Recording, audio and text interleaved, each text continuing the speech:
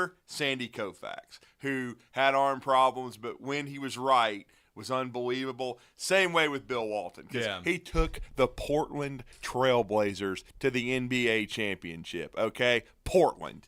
And then he was a part, in my opinion, of maybe the greatest NBA team of all time, the 86 Boston Celtics, as the sixth man. So I'm just telling you, Bill Walton was a special, special player. He's probably the only guy that could have followed Kareem, a.k.a. Lou Alcindor at UCLA. I mean, the guy was just unbelievable. He was ahead of his time. And honestly, he was a great story because I think if anybody's ever seen his documentary, he had a stutter. He couldn't even really talk early throughout much of his childhood and early playing career. But then he became an outstanding broadcaster who never would stop talking. Yeah. So I mean, then he created his own. He did him, and that was the thing. Lots of times in today's broadcasting world, you get people that tell you have to fit a certain mold. Right.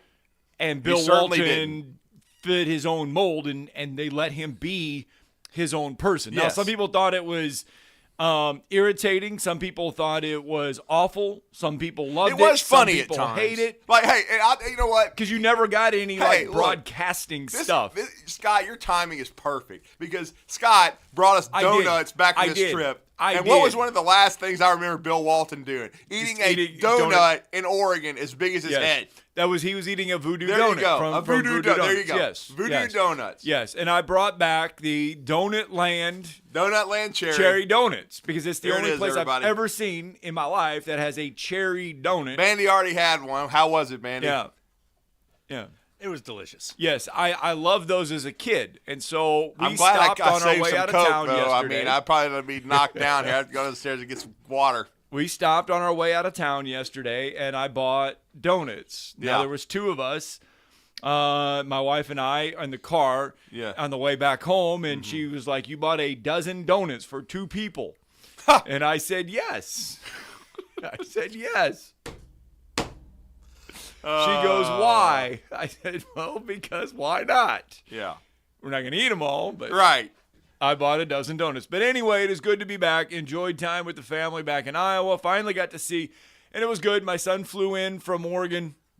First time he had been back to Iowa in 7 years. Oh, wow. So it was good to have him with us for the week. But no, it is good, and there's a lot of stuff going on.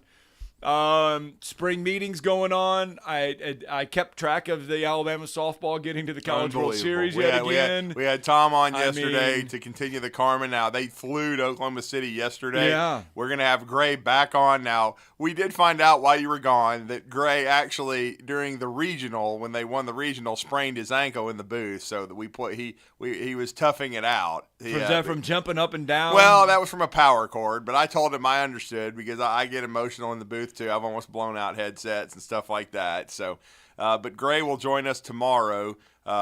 Hopefully after they're having media day today in practice, so he will join us before the game. We will be carrying said game at 11 a.m. Scott, the Thursday 11 a.m. Yeah, tomorrow. UCLA. That will be Alabama's first opponent over in Oklahoma City. So trying to keep the magic going because I'll be honest. I mean, I thought they made one hell of a run to win the regional, but I wasn't sure. I didn't give them a great chance against Tennessee just simply because they had lost 2 out of 3 the first time, only scored 1 run. But they came out aggressive and kind of built off the regional and should have won the first game and lost it in such excruciating fashion that you wondered how the next game would go. But once Alabama won that game in extra innings, in 9 innings, I just had a feeling. And in that third game, we all remember how they won the World Series 12 years ago. Right, it was a rain delay. Remember, it didn't end until midnight. I'm sure you guys were having to stay up all the way to dancing in the dugout, pissed off Oklahoma something fierce. Yeah, Gasso bitching because now if they'd been ahead, she'd have been fine with it. Yeah, but, didn't like him dancing in the rain. But but she's won enough rings anyways. But but what happened was Alabama jumped out to a 4-0 lead, got the grand slam in the first inning, which was, I think, huge to get ahead. Then it rained and lightning, and so I thought actually Patrick Murphy thought it was a bad thing because they had all the momentum. I didn't think so really. I thought this is kind of karma. Alabama's done this before, and they really just picked up where they left off. The only time things got dicey was in the last inning. But anybody that's watched softball, a lot of times the final 3 outs are the toughest to get when you're trying to close somebody out. And they were able to close out Tennessee, beat a really good team, and now, they got tons of momentum. And the thing that's different from last year, Scott, as we remember with Montana Fouts, she tore her ACL. They were not healthy when they got to Oklahoma City, so it was going to be tough. They're healthier this time. Who knows? They are the lowest seed, but they just need to go out, play UCLA, see what happens. I know UCLA dispatched Georgia, but hey, man, it's a great run for Coach Murphy, and really should silence a lot of the haters out there that have been calling for his job. I've seen a lot of social media stuff, which is just asinine, wanting him to be forced into retirement and things of that nature. Of course, these people wouldn't know a softball from a basketball, but still, a lot of idiots out there. All right, so we'll talk some more about that, obviously, especially tomorrow. The SEC spring meeting's going on in Destin right now, I guess, or down there on the beach. And every coach is there. You can head to our YouTube page. Yeah. And we've got yesterday's press conferences up there from Steve Sarkisian, Kalen DeBoer, Kirby Smart, Clark Lee, Greg Sankey. They're all there. If you head to our YouTube page, you can watch them all. Billy Napier, obviously, is one as well. He is there. And he was asked yesterday about the whole Jaden Rashada lawsuit. We're going to hear from Kalen DeBoer here in a second, but this was interesting about the lawsuit with Jaden Rashada. Yeah, so thanks. I appreciate the question. Look, I think it's important for everybody to understand that I can't comment due to the litigation, right? But I do have confidence in our legal team. I am comfortable with my actions, and I'm thankful for the university's support. Okay. And we're going to keep it at that, kind of let the process take its course. You've had a lot of positive momentum this offseason. You've talked about this a number of times. Does this put a damper on it? I spent probably 30 minutes observing our team this morning before coming here. We officially started our off-season program for the summer this morning. That's what gives me confidence. I think we executed the first half of the off-season the best we've done since we've been there. We certainly have evolved, we've adapted, and I feel good about our systems. I think ultimately we've got credible leadership for the first time. Did Florida have positive momentum? Yeah, in recruiting, they've recruited well. They didn't finish the season strong, but that's a million miles ago. They've done good in the portal. They've done good in recruiting. I know the recruiting class ended up not being top 5. I think it ended up being 13th, but it was still really good. And again, their portal additions have been nice. They just finished hiring another assistant coach as far as for the secondary from Bowling Green. So that's going to coach corners for them. So I think they've got momentum, certainly. But everybody does right now. You haven't played it, you haven't practiced, you haven't played a game, you feel good about where you're at. Certainly, we've already talked about what a murderous schedule they have. It's going to put pressure on Billy and to win. And again, but I'm realistic, as I've said. If he wins 8, he should probably be SEC Coach of the Year because I don't expect him to make the playoff. I just think there's too many tough games on that schedule. They're not going to win enough. But if he can win 8, I think hopefully it'll ease the heat on him and Scott Strickland, who, of course, is his athletic director. But as I've said many times, this whole Jaden Rashada thing, it's garbage. I just, is there a signed document anywhere? I doubt it. You know what I'm saying? I just think it's a bunch of hearsay. And even if there is, I don't think it's worth the paper it's drawn up on. I just think, it's a kid who hasn't had the impact he wanted in college football so far. And he's also now playing for arguably Florida's biggest rival or one of the top 2 or 3. And he's shaking things up for them and, and being a further distraction. But again, I know they want their money, but I've said it a million times. You don't deserve money that you didn't earn. And, of course, if it's a free enterprise. If someone offers you money, more power to them. Right. But if there's not a written contract and they had to disband a collective over it, then to me there's no merit to stand on. I think you're wasting taxpayers' money. I just think it's a bunch of hooey. And so, again, it's just something that's going to make headlines because of the amount of money. I mean, the Miami side and John Ruiz, he's already poo-pooed it. Right. But I just think it's crap. And it's, to be honest with you, though, it's the poster child for what's wrong with the system.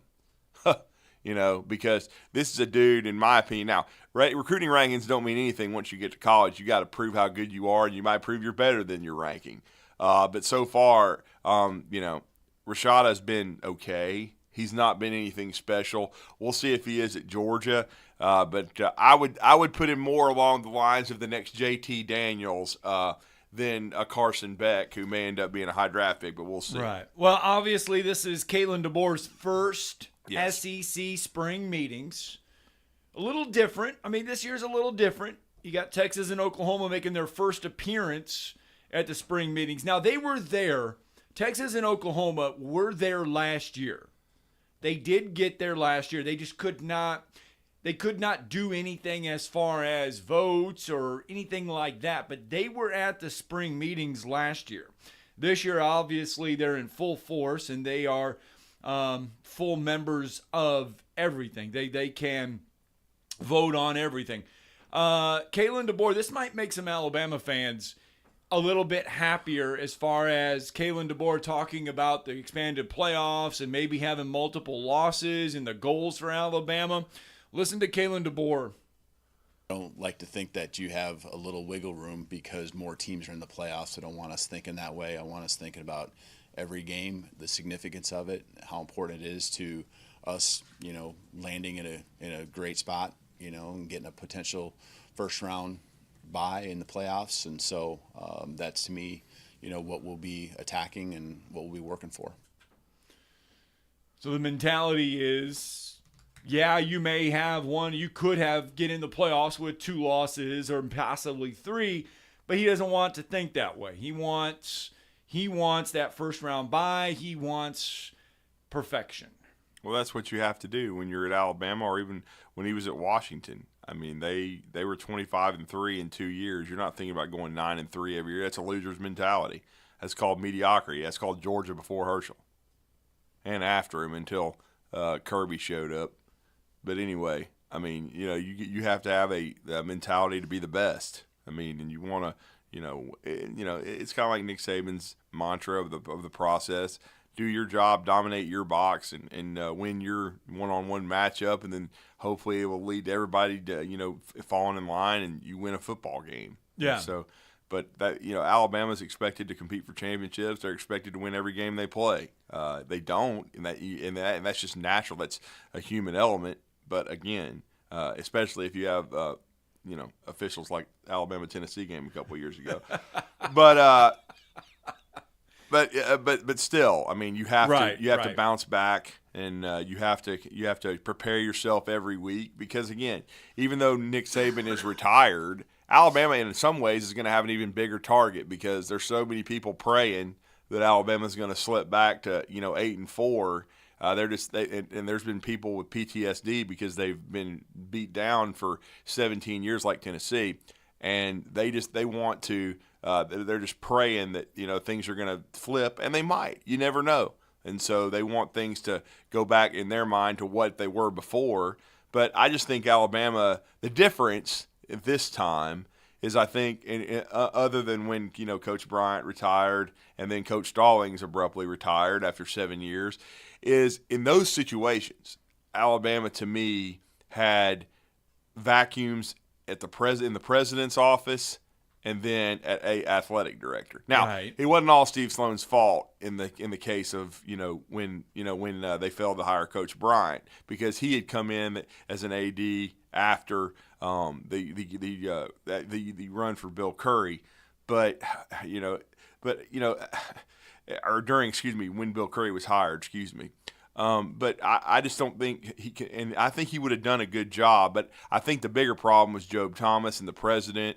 But I guess what I'm trying to say is the university leadership from the president on down yes. was not what it should have been in the transition, from Coach Bryant to Ray Perkins, and then after Coach Perkins had success but left, and then they hired Bill Curry, and then in the situation of when Gene Stallings abruptly retired, and the fans got their way, they got Mike DuBose, but again you had Bob Bockrath, a terrible athletic director, who basically ended up at a JUCO in Arizona and Yavapai Junior College. You just didn't have, or a strong president, because Alabama's football program got in trouble. Now you have Stuart Bell, you have Greg Byrne. It's a lot different. Yes, and yes. Nick Saban, as we would all agree, his last year coaching, he still got to the playoff. I mean, this program is far from broken. It still has a lot of great players. We just saw 10 get drafted, and we've seen there's a lot of talent still there. And I think one of the two biggest signs that the program is still strong, Scott, no offense to your Hawkeyes here, but is Caden Proctor coming back. Yes. Because No.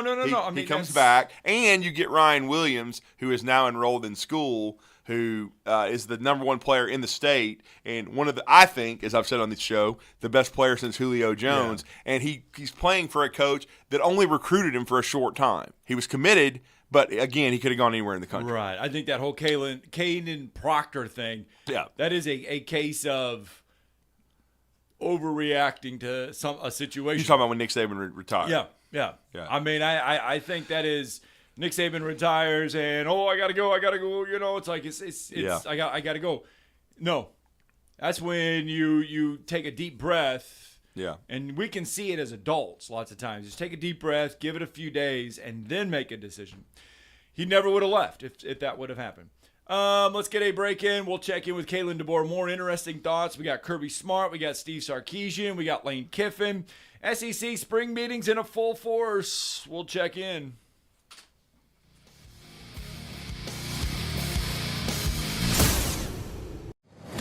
.97.7 ESPN The Zone is the Tennessee Valley's #1 destination for the finest in sports talk all day long. Tune in to Talkin' Ball with Scott Tyson and Drew DeArmond each morning at 7. Then, the Morning Blitz with Captain Cool and the Bandiman. At noon, it's the Tom Abraham Show, followed by Paul Feinbaum and The Drive with Wes Neighbors and Steve Moulton. The Zone is also your home for University of Alabama and UAH sports, plus the Atlanta Braves and the High School Sports Streaming Network. And sister station Talk Radio WZZN has Trash Pandas action with Josh Carey all season long. 97.7 ESPN The Zone and Talk Radio WZZN. Listen on the air or download the apps and take them with you everywhere.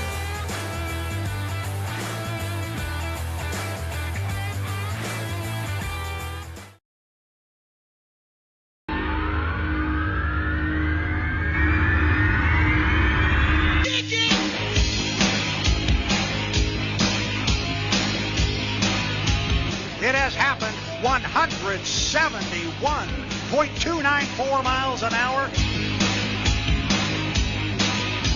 You wake up late for school, man, you don't want to go. You ask your mom, please, but she still says no. You missed 2 classes and no homework. But your teacher bridges class like you're some kind of jerk.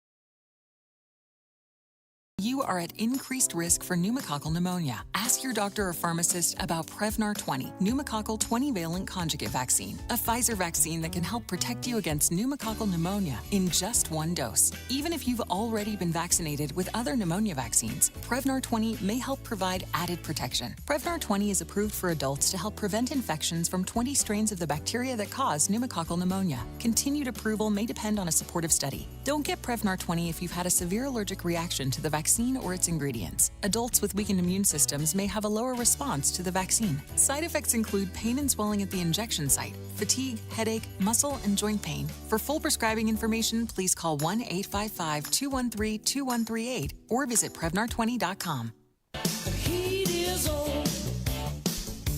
All right, welcome back. Talking Ball, 97.7 ESPN, The Zone. Scott Tyson, Drew DeArmond. Welcome in on a Wednesday, 722-256-576-4977. You can join the program on a Wednesday. Let's visit the phone lines. Pat from Tuscaloosa with us. What's up, Pat? Hey, guys, two topics this morning. First one is Keelan Russell. What do you know about him, Drew? I'm hearing that he's coming to Tuscaloosa this weekend. Yeah, he is. He's going to have his official visit. It's been basically planned for May 31st through June the 2nd.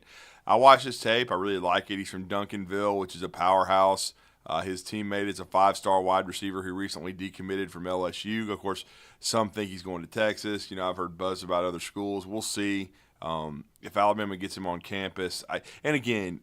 I'll just say this about wide receivers and quarterbacks. We have not seen Kalen DeBoer at Alabama yet coach a game. But when he does, and if Alabama starts lighting it up offensively, I think a lot of things could even change there as far as how they're viewed right now, because people see what he did at Washington, but they want to see it in the SEC. But Keelan Russell definitely looks like he's got arm talent, athleticism, nice height. I'll be honest with you, from people that I've spoken with, I think they like him better than Juju Lewis. And, of course, Juju Lewis, there's a huge price tag, I'm sure, with NIL that, Alabama may not be wanting to mess with. So, but I think they already like him. He's committed to SMU, and but we'll see. I mean, there's no question that I think he's talented.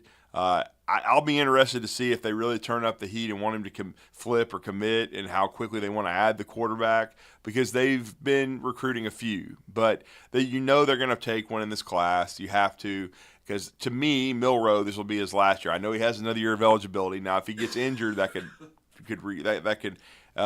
create another question. But I just really think the focus is on getting Milroe prepared for a professional opportunity, and they're going to need to sign a quarterback every year, and of course it's going to be hard to hold on to quarterbacks. Yes. We know that aren't playing. So again, but Keelan Russell is definitely one to watch, and he's a very talented kid, and I like the skill set that I've seen out of him, but we'll see. Well, certainly that visit is one to monitor this weekend, Pat, no question. Gotcha. And my other question was this deal about getting rid of walk-ons. How crazy is that? You could potentially cut out nearly $1 million in revenue for the University of Alabama from the walk-ons. And it goes the same for Texas, the same for LSU, the same for all the major universities, because these walk-ons, and a lot of them preferred walk-ons, they're going to go to smaller schools where they're going to get a chance to do something. I mean, because a lot of them are just like with my son. Nick Saban offered him a preferred walk-on at LSU, and Jackie Sherrill offered him a preferred walk-on at Mississippi State. And these kids aren't going to get these opportunities. And then just that, it's like Martin was figuring out that he would have taken, without the walk-ons, he would have had at least a third more reps plus of hits that he would have taken during practices. Right. Yeah. Well, but the thing is this is one of those new things that we're going to have to get used to in college football, because with the NIL and all the money going in, right, it's what are schools going to be able to financially afford? Are you going to be able to afford a roster of 120 guys with 85 scholarships and the rest being walk-ons? Because there's walk-ons that are getting money. There's walk-ons that are even having their tuition paid via NIL. So, yes. And even by teammates. And what I mean by that is if you have a brother on the team who maybe is a starter, and even or even a just a regular student, because Malachi Moore admitted he's with his NIL money he's been paying his brother's tuition. So those situations will happen. I think most of the halves, Pat, which is, of course, Alabama is one of those, I think they're going to generate enough money. I don't think their walk-on situation is going to be adversely affected. Now, group of 5 schools or FCS schools, that may very well affect them. But I just think it's also going to heighten within a couple of years. They have to get guardrails put up on this stuff and get it stabilized and situated for the future of the game. Yeah, well, guys, what I can see though is that in most cases, the walk-ons are paying their own scholarship. First off, they got to qualify as a student. They got to make an ACT score to get into the school. They've got to. A lot of these kids that are, your big-time players. A lot of them guys have got a hard time making the ACT score they need to get into that school. And y'all all know I'm telling the truth. But what I'm talking about is they got to qualify as a student athlete, as a student, and then register for school, then go and walk on the team. And it's a big difference to be a walk-on versus being. It is. It is. But here's the thing, though. If the school is like, you know what, if I take a walk-on on, then according to a lot of these NCAA guidelines, I may have to give them money. Yeah. I may have to give even the walk-on money, and I don't want to do that because I've got to make it for the 85 that are on the team. And so there may not be room even to take a walk-on. Okay, so y'all saying that, okay, that's what we didn't know on the earlier talk show was that, we thought that the money is only going to go to your scholarship players. Well, they don't Not know. in every case. They don't know. I mean, there's a lot of There'll be individual cases. Yeah, there's a lot of things that still have to be settled on how everything is going to play out. And right. That's why we don't know. That's why they're talking about it at the SEC spring meetings. They don't know the direction that it's going to go. The SEC coaches want to keep them. Yeah. They're all in favor of keeping the walk-ons. Other college coaches are in favor of keeping the walk-ons because it gives you more players. It gives you It gives you a chance to let the walk-ons practice, so maybe some other guys don't have to practice. It just helps out for health reasons. And don't forget, there's a former walk-on that's going to probably start at Florida, DJ Douglas. He's from Thompson, and he got some time at Alabama, especially on special teams, but he transferred to Tulane. He became a starter and then graduated from there, and I believe he's transferred to Florida to play for Billy Napier. So there'll still be opportunities. All right, Pat, thanks for the phone call, bud. Here is Kalen DeBoer on that topic from SEC spring meetings as far as walk-ons go. It's got I think when I think back over the years, and I've been at a lot of different levels when it comes to putting a team together.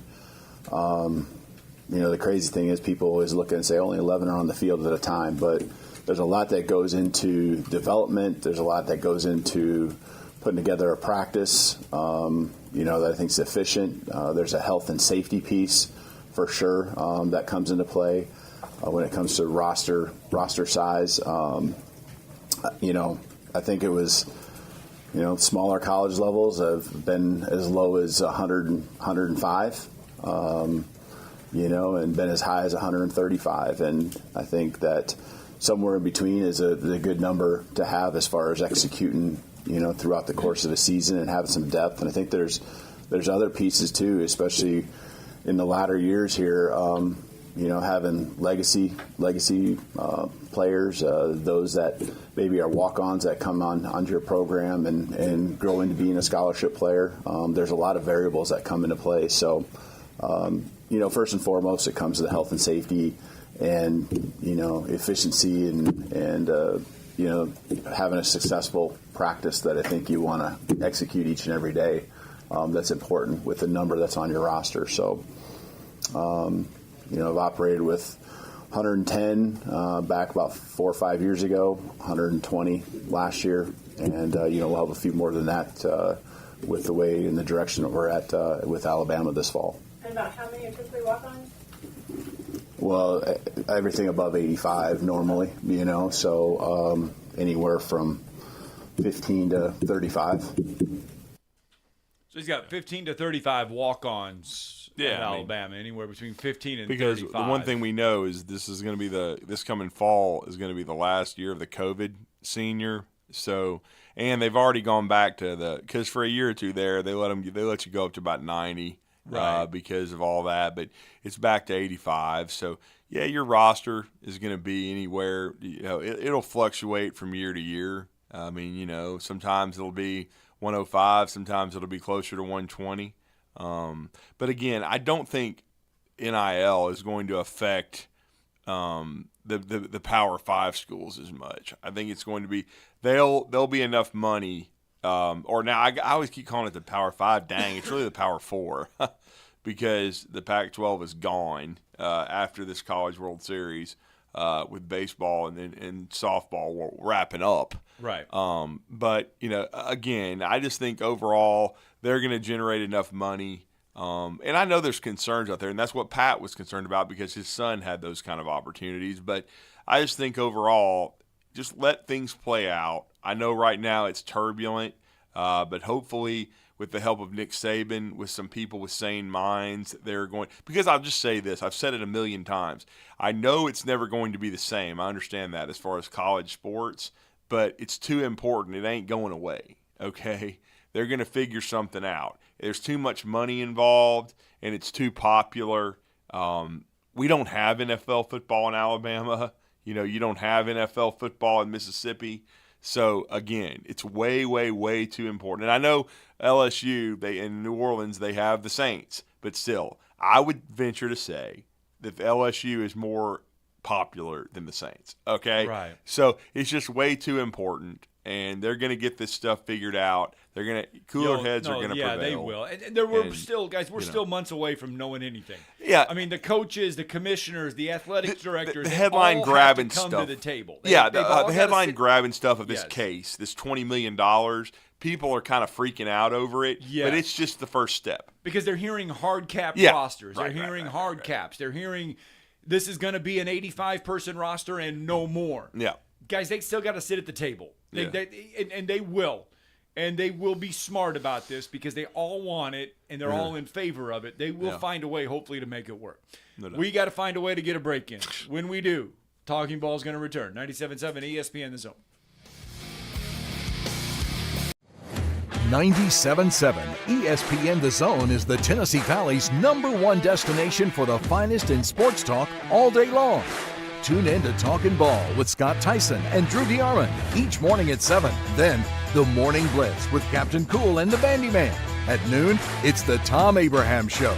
Followed by Paul Feinbaum and The Drive with Wes Neighbors and Steve Moulton. The Zone is also your home for University of Alabama and UAH sports, plus the Atlanta Braves and the High School Sports Streaming Network. And sister station Talk Radio WZZN has Trash Pandas action with Josh Carey all season long. 97.7 ESPN The Zone and Talk Radio WZZN. Listen on the air or download the apps and take them with you everywhere.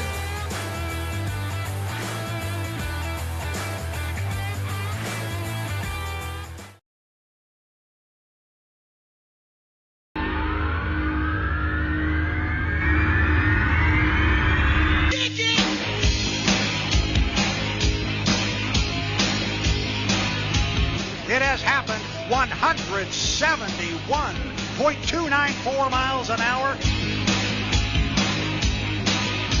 You wake up late for school, man, you don't want to go. You ask your mom, please, but she still says no. You missed 2 classes and no homework. But your teacher preaches class like you're some kind of jerk.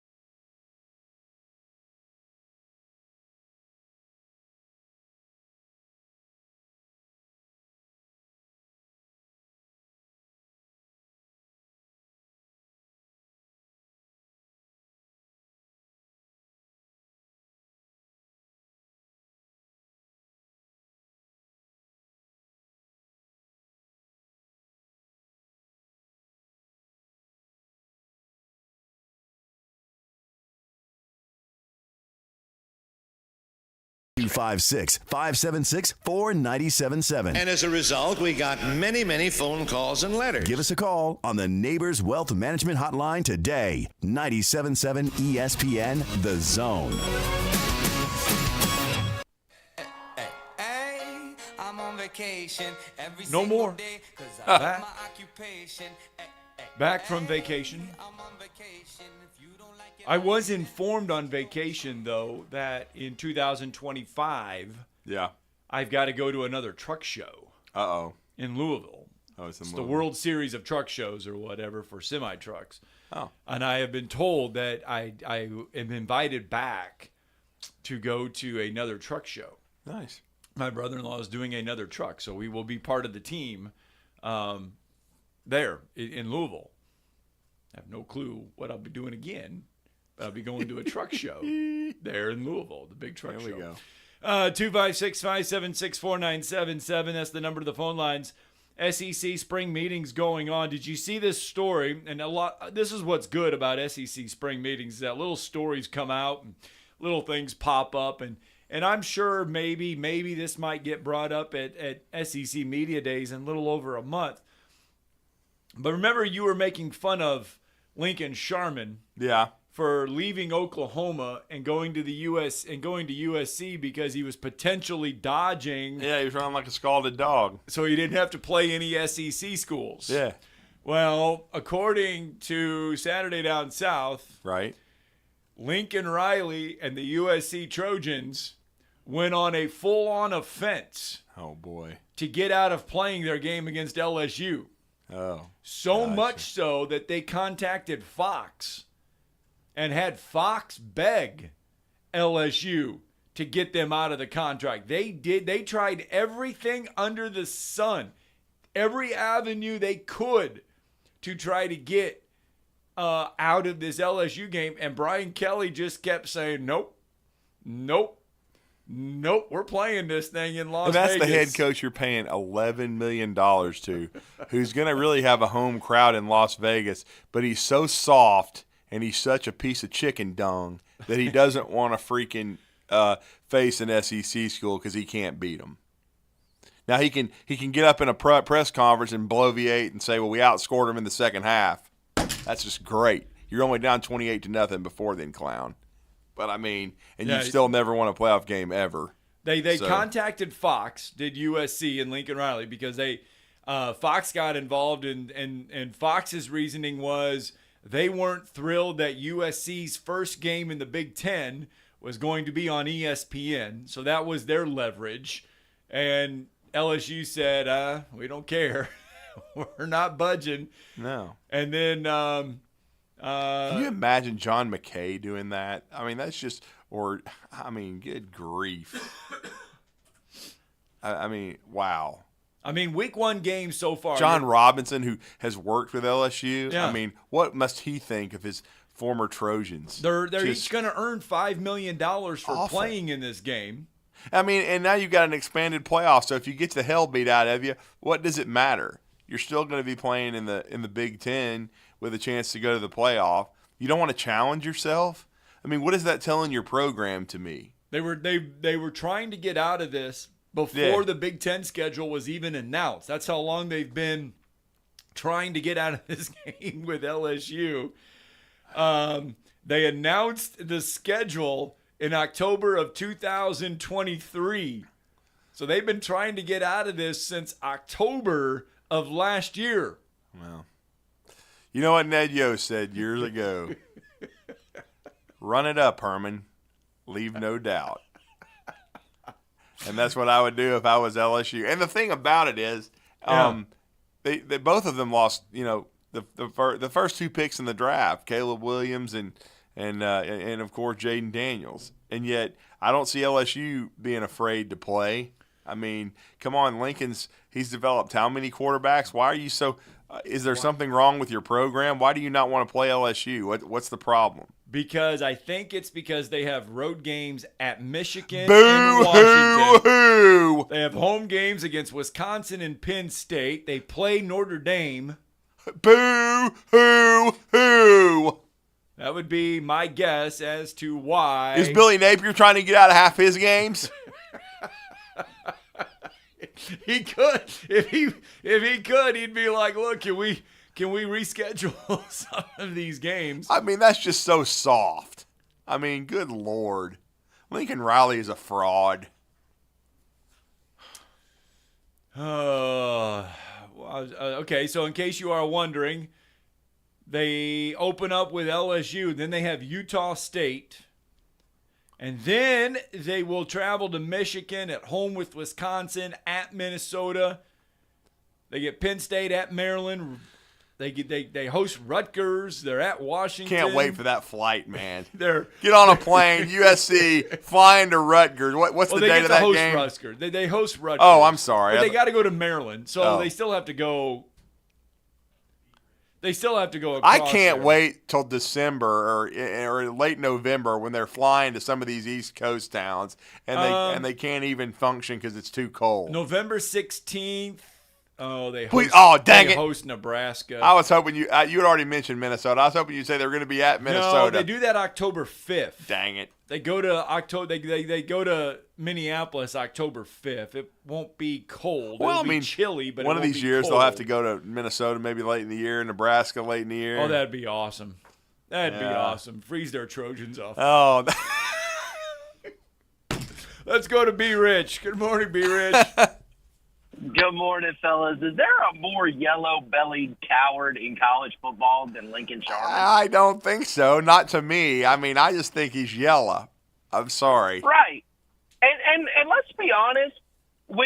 Is Pete he has got to be so disappointed in how far that program has fallen. It wasn't that long ago, Drew. I know you and Scott can both remember those teams that Pete Carroll had. He was always a defensive guy with Ken Norton as his linebackers. Those teams were physical. Those teams were tough. They wouldn't have feared anybody. They would have played LSU. Right. They would have walked in there and been like, they would have walked in there and been like, shoot, we don't care. We're USC. We're coming here to beat your ass. Yeah. You're USC, man. Where is the fight on? Now it's more like fear on. Like, we don't want anybody. And I know they've made the jump to the Big Ten, and congratulations. You went from 2 tough games a year to now 5 tough games a year. Cry me a river. He is such a freaking baby. My God, it's embarrassing. And the team will never get back to what they were. You basically are what your head coach is, man. I mean, they're soft. It's embarrassing. If I was a USC fan, I would just be embarrassed. No, this is basically Dirt Neck Jr. This is what this is. I mean, he's totally overpaid. You look at their Big Ten schedule.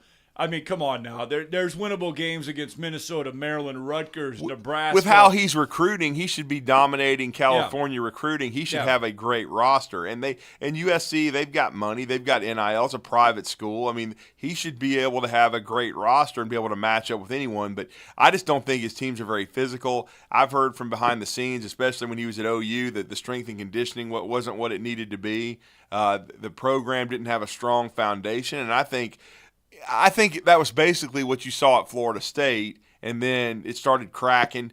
And then Dirt Neck went to Texas A&M, and it quickly eroded. It's the same thing that's happened. It was eroding at OU. He goes to USC. He leaves for a big boatload of money to try to restart it, but it's not going to work long term, in my opinion. I think he's just a great offensive-minded head coach. I mean, I think he can win to a degree, but I don't think he's a championship-level head coach. I don't think this is not Urban Meyer. This is not somebody that's going to win at the highest level. I mean, USC's paying him to do that, though. I know. And Dirt Neck, he did win one championship. Everything, he can thank Gus Malzahn for that. Everything lined up for it. But still, I just don't think Lincoln Riley's the real McCoy. I agree with B. Rich. I think he's a fraud. Maybe he needs to go to the NFL where, he can be an offensive-minded head coach and he could get with the right owner and win. But, everybody always talked about the Dallas Cowboys being enamored with him, but they haven't made a move with McCarthy. But again, he's 74-18 as a head coach overall. 74-18. His big game record is not good. I mean, Ryan Day has done more than Lincoln Riley. Fellas, I'll wrap with this. I think he's going to be exposed now that he's in a real conference as a 7 to 9 win a year coach. And this isn't a hot take. Lincoln Riley will never win a national championship at USC. Never. Yeah, he's going to have to be. Thanks for the phone call, B. Rich. He's going to have to be part of the evil empire with Darth Vader, a.k.a. Dan Mullen, and be one of those guys. 11-3 and 8-5. Those are his two teams at USC. Yeah. 11-3, 8-5. He went 5-4 last year with supposedly the best quarterback in all of college football. You're talking about in the conference? Yes. Yeah. 5-4 in Pac-12 play. I mean, was supposedly the best quarterback in the league. I mean, in the country. Willie Fritz beat him. I mean, that's why I call him Caleb Chillane. I mean, that was embarrassing. Well, he's 2-4 in bowl games. He's lost the rose, the orange, the peach, and the cotton. He's only won a cotton and a Holiday Bowl. Those are his 2 wins. Well, I mean, I've just not been impressed with the physicality of his teams, and I mean, I think he's a hell of an offensive mind. His best finish as a head coach came in 2017 when he finished number 3 in the AP poll. He's trended backwards every year. 3, 4, 7, 6, 10, and 12. He's gone backwards every year as a head coach. If he can handle the expectations this year, but to me, it's like he and Lane Kiffin are stepbrothers.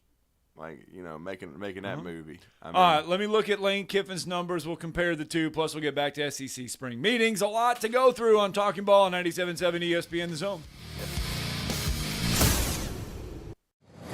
97.7 ESPN The Zone is the Tennessee Valley's #1 destination for the finest in sports talk all day long. Tune in to Talkin' Ball with Scott Tyson and Drew DeArmond each morning at 7. Then, the Morning Blitz with Captain Cool and the Bandiman.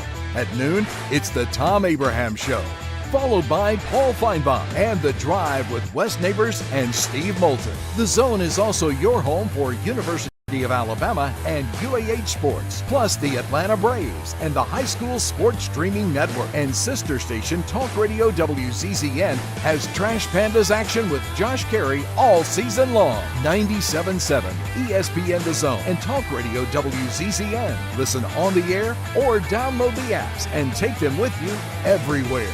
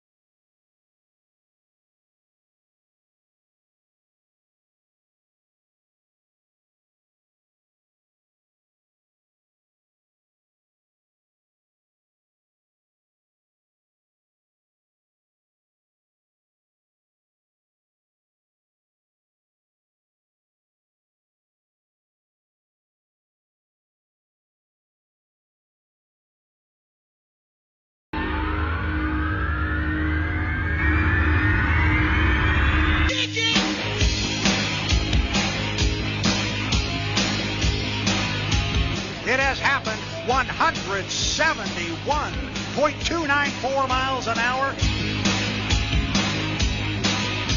You wake up late for school, man, you don't want to go. You ask your mom, please, but she still says no. You missed 2 classes and no homework. But your teacher preaches class like you're some kind of jerk.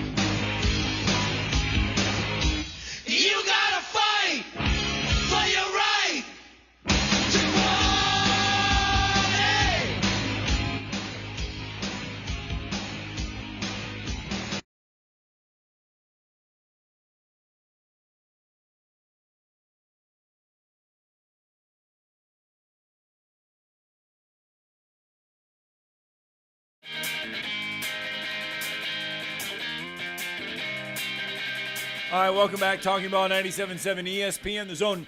Yes, spring meetings are going on, SEC style, and we will definitely get back to more of that talk, especially in hour number 2. But we have a short time left here in hour number 1, and today is a deadline because today is the 29th of May, and that is big. If you've paid attention to the show in the last month of May, we have kept you up to date because today is the day that NCAA players have to decide if they're going to keep their name in the NBA draft or if they're going to come back to college. And for Alabama fans, that is big. Today is a huge day because Mr. Mark Sears, Mr. Jaron Stevenson could decide to return. Both could decide return. Both could decide to stay in the draft. One could come back. One may not come back. We don't know. But today is the day.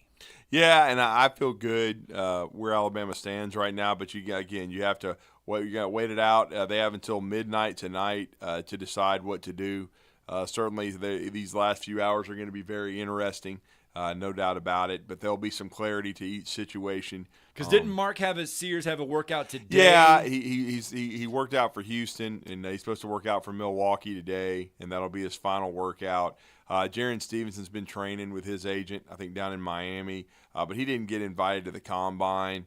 As far as I know, neither guy has filed paperwork to go into the transfer portal. So it would be a two-way deal. They would have to, and what I mean by that is it's either you stay in the draft and roll the dice or return to Alabama. And I think both of them would benefit from returning to Alabama. I think Jaron Stevenson's situation is he needs to be a 3 or 4 year college player. He also, don't forget, he's very, very young. He should be going into his freshman year of college because he reclassified, okay? So he gave himself an extra year. And so his best basketball is still ahead of him. So I don't see any need for Jaron Stevenson to settle for a second-round guarantee or roll the dice. I think you still got your best basketball ahead of you. You're playing for a head coach who's considered cutting edge in Nate Oates. I know the roster is loaded, but you're still going to get to play. You were part of a huge Final Four run. You're going to be a big part of the plans. I think there's been open communication on both sides, but we'll see. It's going to have to play out until later today. But I would think if you're Alabama, you should feel like you're in a really good spot here. And both guys had every opportunities to explore their options, and they'll sit down with their inner circles and their families, and we'll see where it goes. But I do think both would benefit greatly from coming back. And then Mark Sears, we've just been talking off the air about Bronny overrated. Yes, and Bronny James is keeping his name in the draft. And instead of taking a humble approach and saying, I just want an opportunity, I want to earn my way up, he's trying to dictate to everybody, I'm not settling for a two-way deal, I'm not settling for this, I'm not settling for that. 4.8 points per game. I know he had a health scare, but he averaged 4 points per game when he was healthy. Four on a bad team. I'll say that one more time. 4 on a bad team that didn't go to the NCAA tournament. They weren't any good. He'll be an albatross around the neck of an organization, okay? The only thing positive he can do is, his father's on the last end of his career, the last legs of it. He could attract his dad to go sink another ship where they can't make the playoffs, okay? Because right now LeBron can't even make the playoffs, all right? That's what he is. So any of these clowns out here, especially these idiots on Facebook that yell at me all the time about how good LeBron is, he couldn't clean Michael's bathroom. He never could. Okay, ever in his life. If there's one thing in sports that I'm certain of, Michael Jordan would destroy LeBron James. Mentally, physically, emotionally, in every way. There's no way the guy could have ever beat him. Ever. Do you understand me? Ever. And if any of you guys have any guts, call in, but you don't. Because all you do is yell on Facebook because you're idiots. Oh, I had to put my son in that category over the weekend. He was trying to tell me that Luka Doncic was better than Larry Bird. Yeah, I know. But I know it's legal in Oregon. I was like, I just pulled up the Larry Bird YouTube highlights and said, watch. I like Luka Doncic. And he did tell me, he goes, Dad, he was pretty good. He goes, but I still think he's better. But hey, I mean, I like Luka. I really do. I love him. I love Larry Jokic. Bird, there would be no But Bill Walton was Jokic before Jokic. There you and go. Larry Bird is a better version of Luka Doncic. I'm sorry. Let's get a break in. This is Brent Musburger's VSiN Action Update on 97.7 ESPN The Zone. Unlike other credit cards that decline sports betting transactions or treat them as a cash advance, the G-Bank Visa Signature Card can 97.7 ESPN The Zone is the Tennessee Valley's #1 destination for the finest in sports talk all day long. Tune in to Talkin' Ball with Scott Tyson and Drew DeArmond each morning at 7. Then, the Morning Blitz with Captain Cool and the Bandiman. At noon, it's the Tom Abraham Show, followed by Paul Feinbaum and The Drive with Wes Neighbors and Steve Moulton. The Zone is also your home for University of Alabama and UAH sports, plus the Atlanta Braves and the High School Sports Streaming Network. And sister station Talk Radio WZZN has Trash Pandas action with Josh Carey all season long. 97.7 ESPN The Zone and Talk Radio WZZN. Listen on the air or download the apps and take them with you everywhere.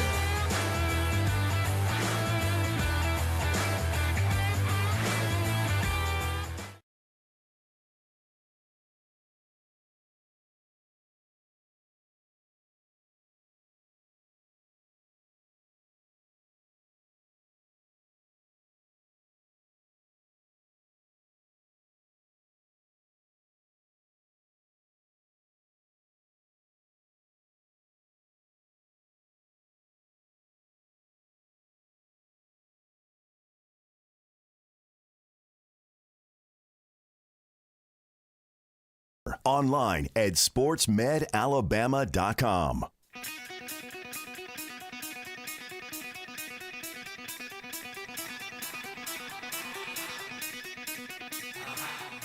Welcome to Talkin' Ball with Scott Tyson and Drew DeArmond. Call into the Neighbors Wealth Management Hotline now, 256-576-4977. That's 256-576-4977. Now, here's Scott and Drew. All right, welcome back. Talking Ball, 97.7 ESPN The Zone. And I am sure on Tuesday when you guys stepped back into the seats for the first time since the holiday, had the NCAA baseball brackets announced, I am sure you guys mentioned that the SEC set a record with baseball teams headed to the regional play as 11 teams get in for the conference.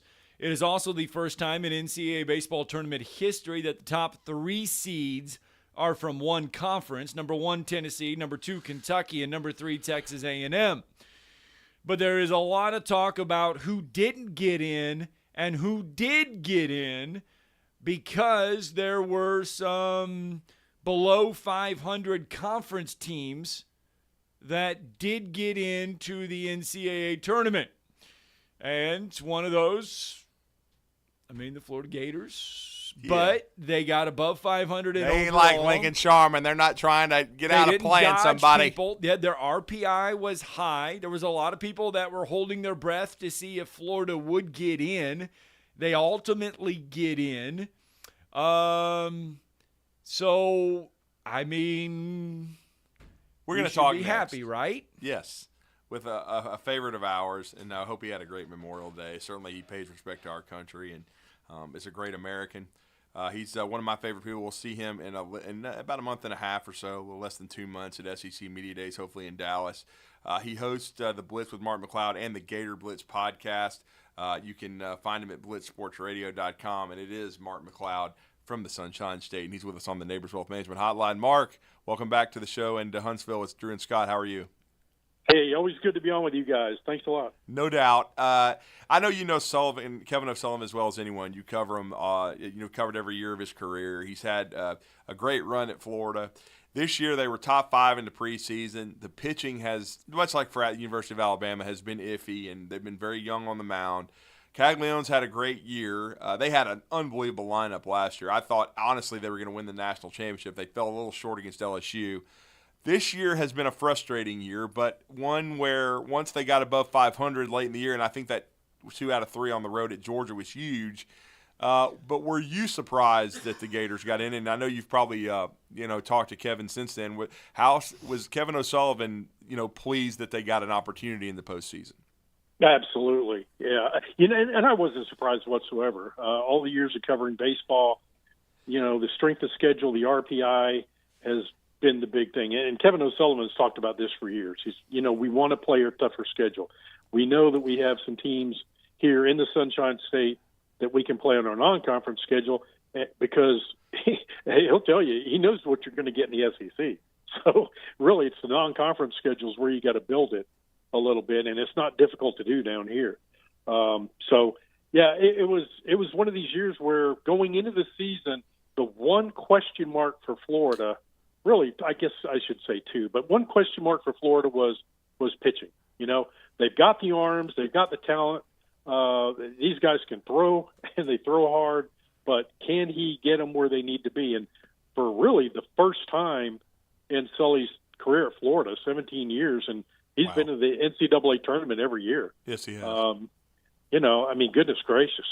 This is one year where they just couldn't get guys to locate pitches, and guys are leaving the ball over the plate, or they're issuing walks. Either way, they're running the count really high, and that's just unlike Kevin O'Sullivan baseball, as you guys know. So it was a very frustrating year, but they've got great power numbers, particularly led by Caglianone, a few other guys. They're not a team that's going to hit for average, and that was the other question mark coming in. How good would this team be offensively, hitting for average? I think right now they're probably down around in the 270s, but it's been a frustrating year, very frustrating year for Kevin O'Sullivan and company, because the talk was the midweek games. Midweek games are killing Florida. Well, really, I kept telling everybody, it's a Friday night game. It's game one. He's got to find that game one guy, because his game 3 guy is Jack Caglianone. He's got to have a game 1 guy, and he could find a game 2 guy. He's got that, and probably Liam Peterson. So it's been a frustrating year for the Gators. Well, it's not going to get easy now that they're you make it barely in, and those that know and follow NCAA basketball, it's similar to the same thing.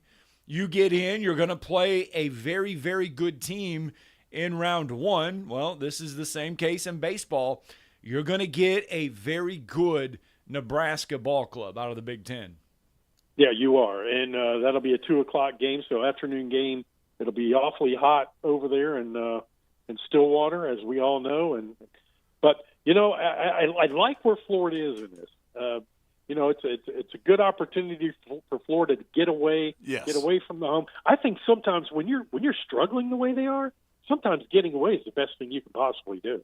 So I like it. I'm real curious to see what Sully's going to do on the mound in game 1. Does he go with Pierce Coppola, the redshirt sophomore? He's a 6'8" kid, but he's really struggled, giving up 4 runs in 4 of the last, I believe, 8 games that he started. Or does he go with a freshman in Liam Peterson, who's been pretty good of late, guys, in terms of limiting the run production? Issues a few more walks in Coppola, but we'll see what he ends up doing. Does he go with a lefty? Does he go with a righty? I'm sure it depends on what he's seen on and heard about the Nebraska team. Yeah, and that's going to be interesting too, because going to Stillwater, I thought the same thing when I saw the draw. I figured that Florida would end up being a 3 seed, but they with the Gators, I think Coach O'Sullivan, he's just wanting to get in and then kind of started at 0-0, because that's basically what happens. I mean, we saw it with Alabama softball. They were the 9th seed out of the SEC. They hosted a regional, but there was a lot of they were a lot of discernment about it, why they should host. But then they went out, won the regional, they won the Super at Tennessee. But like you said, the Gators are getting away from the Sunshine State, away from the SEC, and the SEC is such a meat grinder. We were kind of talking about this before you came on, Mark. I know there were people complaining because there's 5, 13, and 17 teams that got in from the SEC, but the SEC is a different animal. I know that College of Charleston and Chad Holbrook was really upset, and they had a great team. but let's not misunderstand something, man. They would not survive in the SEC. The SEC is a meat grinder, and if you add the 2 teams that are going to be here next year, there would have been 13 and 6 hosts. So it's just the best league in the country, and a lot of times it's surviving. And then this is how I'm going to ask this question: how healthy though is Florida? Because that's such a key to making a run. Your record now is 0-0, but how healthy are they right now, Mark? Yeah, that's key. That's key. And to go with your question, mentally, I mean, look, he's going to sell this like, look, guys, look what Virginia did years ago, and they went and they won a title. Look what Ole Miss did. Fresno State, they were a 4 seed. I remember that. Perfect example. You're right, spot on. And that's what Kevin O'Sullivan's going to sell it. And as far as health goes, there are a couple pitchers who I don't know how much they're going to get out of them. But otherwise, I think the team, for the most part, is pretty healthy. Obviously, you lose Ty, an outfielder, so you got a couple guys who are going to be shuffling in there. But so I think they're a little banged up here and there.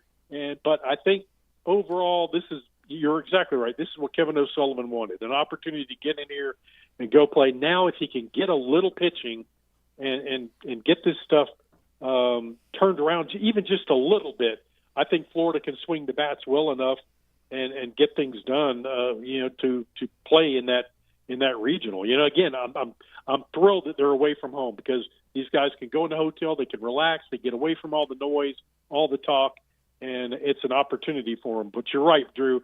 They got a couple guys who are now going to be starting. They're going to have to get more out of, and that's going to be a big question mark. Well, obviously, I mean, you look at LSU too. I mean, LSU goes into the SEC baseball tournament feeling that same way. They ride that momentum all the way to the finals. All it takes is one good performance. You get a win against Nebraska, you stay out of that loser's bracket. And that's always the key in these deals, That's the big thing. I mean, if you get a win in that first game against Nebraska, you set yourself up for success in these regionals. You're exactly right. And, I don't, you can't sit here and say I know a whole lot about Niagara. Yeah, I'm sorry. I don't either. No. Yeah. But Oklahoma State should win that one. And you know a little bit about the Cowboys, a really legendary program in college baseball. They played really good baseball for many years. Nebraska, really kind of an up-and-comer over the past, 10 years or so, 15 years. But I think it's a fun place for Florida to be. I really do. And again, I think this is an opportunity for Sully to sell it and just say, look, that's behind us. We need to put that behind us, close that door, and we've got some new blood. We're going to have to insert some new guys into the lineup here, and we're going to go and let's see what we can do. Well, I would think when you compare Oklahoma State and their history and the way they play in their ballpark, Mark, it would be a lot like when they went to Georgia. So if you can beat Nebraska, you may just have to outslug them. But if you're Florida with the competition that you've faced, and now the interesting part will be, you've kind of told us about the rotation, will be if Florida gets a win in the first game, does he go to Caglione in game 2, or does he keep his rotation to what you were talking about? That is a great question. It really is, because with all the importance of going 1-0, going 2-0 is, when you're on the road, is really important, because rain delays, or weather delays, I should say, are very different on the road for the visiting team. Yeah. You don't have the perks of home. And you're not used to that environment. So yeah, if you can get yourself to 2-0, and because those day 2 and day 3 can be awfully long. Yeah, they really can. Well, speaking of long, Billy Napier had a long day yesterday at SEC spring meetings, because a lot of people weren't talking about Gators football. They wanted to know about the lawsuit. Lord. In more ways than one, brother. Yeah, exactly. I mean, look, Mark, we talked to John Frary, your good friend, last week about how fruitless this is. I haven't talked to you yet. This sounds so stupid to me, like a waste of taxpayers' money. It really is. I mean, look, I know a lawyer who's very involved in this, and he told me, he said, Mark, the contract, you got to be kidding me. The contract specifically states that either party can walk away at any time. This was done before National Signing Day, and look, the Rashada family was told straight up about the $1 million. If you doesn't sign the NIL, Billy's probably not going to be willing to go forward with anything. So I don't know, why you would, and really the reason the whole basis of this is ridiculous. They defrauded you the opportunity to make money at the University of Miami with the contract you had there. And Miami is saying all along, it was never $9 million. It was nothing close to that. So there's a lot of interesting takes here. And the old NFL adage, the football adage, never take points off the board. You've got a contract. He had nobody advising him, apparently, from a legal standpoint. So if you've got a contract with Miami, why in the world would you walk away from that? Take the money and run.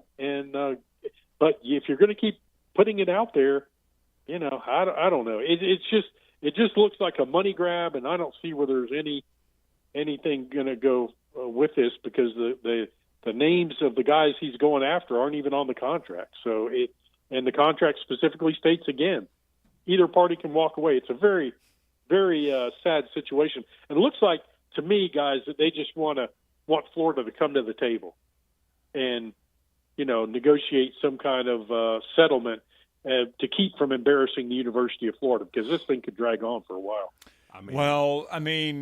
He's thrown for 428 yards. Yeah, jeez. And he never even suited up for Florida. Yeah. So what the? Right. I think Billy Napier's, I would tell him to go jump in a lake. Right.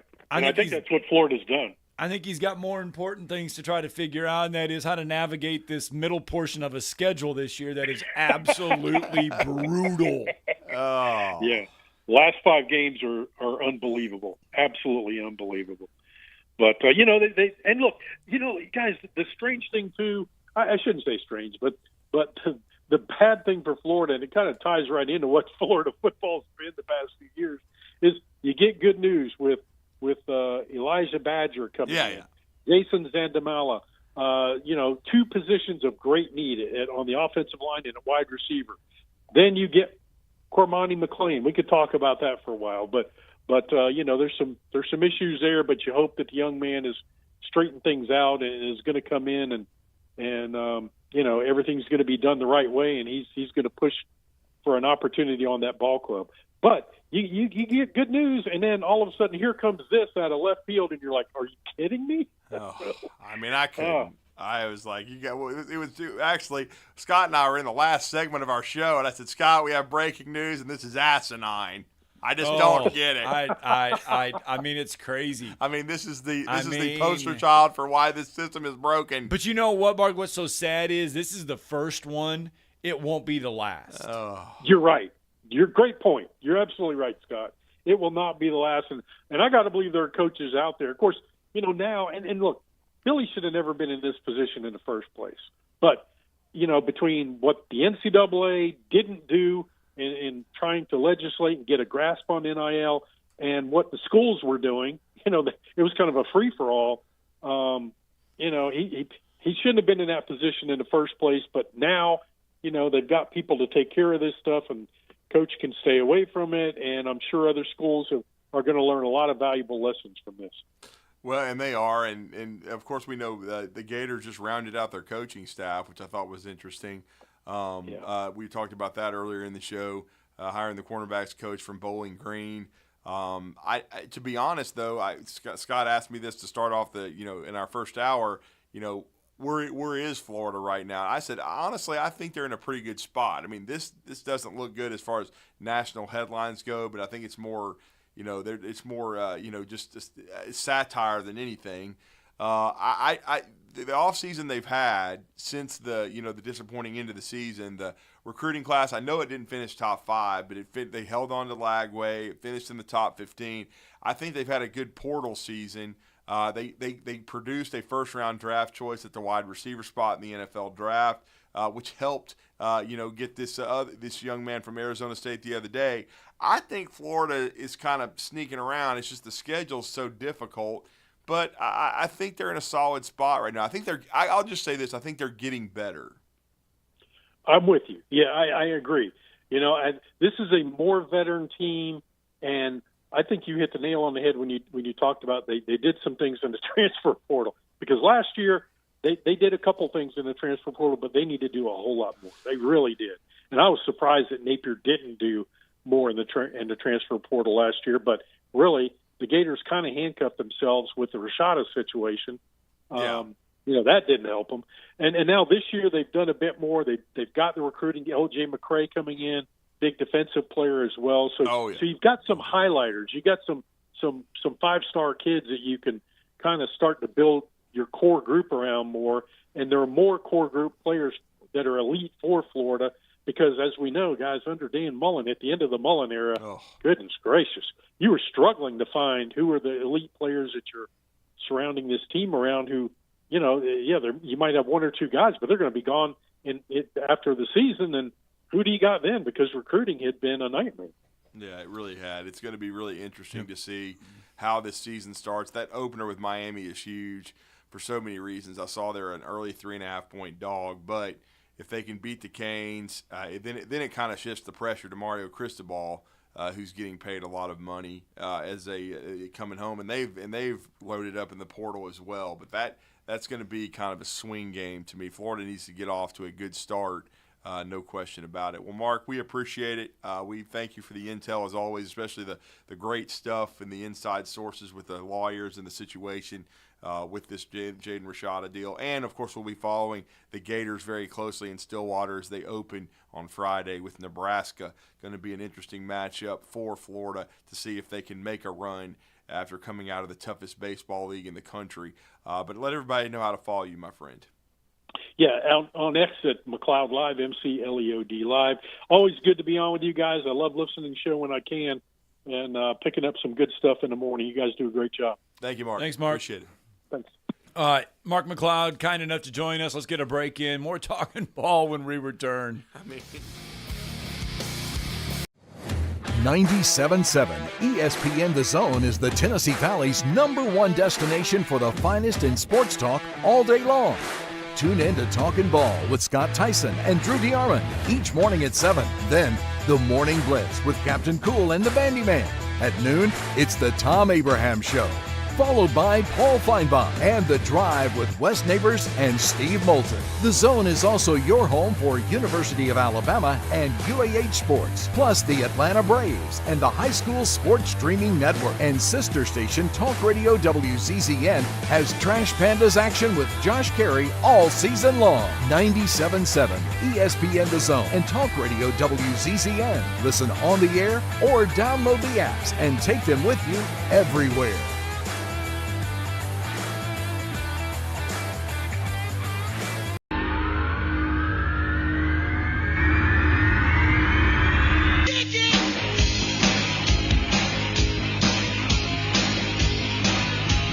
It has happened. 171.294 miles an hour. You wake up late for school, man, you don't want to go. You ask your mom, please, but she still says no. You missed 2 classes and no homework. But your teacher preaches class like you're some kind of jerk. You gotta fight for your right.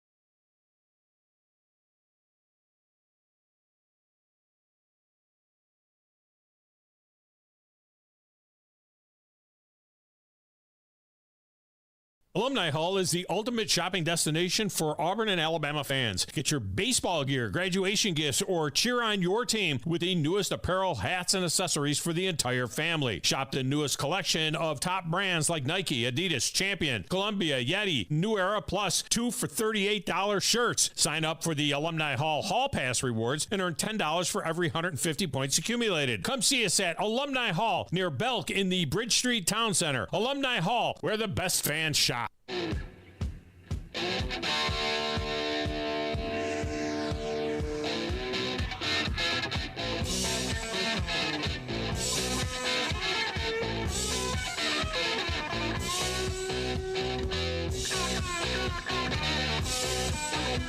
All right, welcome back. Talking Ball, 97.7 ESPN, The Zone. Scott Tyson, Drew DeArmond.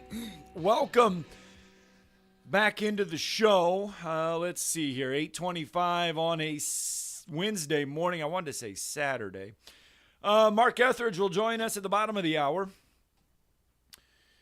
We have been talking a lot. We've talked SEC baseball. We've talked some SEC basketball. We have talked a lot about the spring meetings because those are ongoing down there at the beach. And Kirby Smart, obviously, a part of it. And Kirby just kind of saying he's staying inside his bubble as far as everything goes. But here is Kirby Smart on, let's see here, where should we go